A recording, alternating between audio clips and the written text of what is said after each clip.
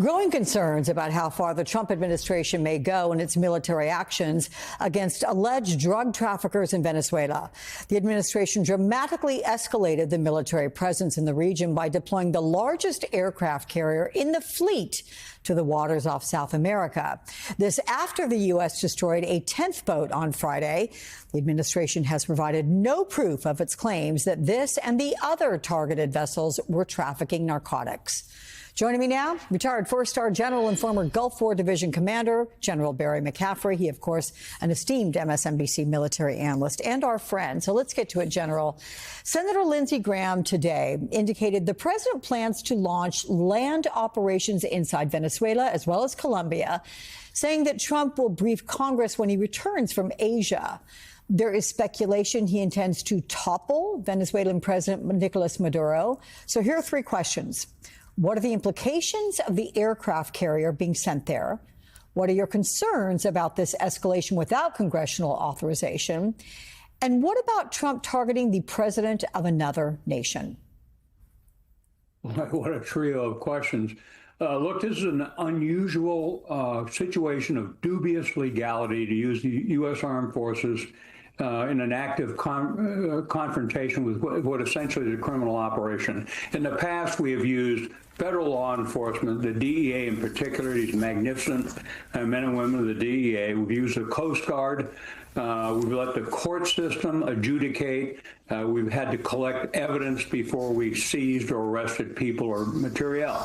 All that's by the wayside. Congress, as a general statement, does not take part in military operations overseas. They just don't do it. The War Powers Act supposedly would constrain a president.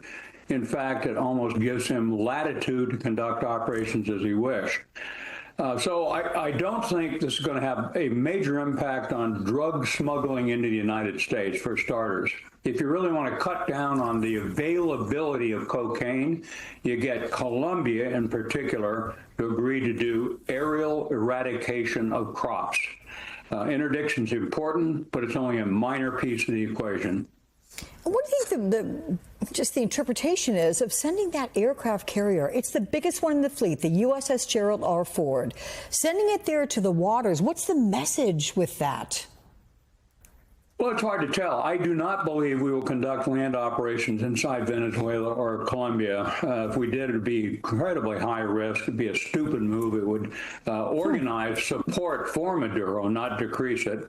If you go after Colombia, a democratic state, an ally in the past, with a leftist president now who has supervised a massive increase in cocaine production, none of these really respond to an aircraft carrier, which is built for lethal warfighting operations in a contested environment.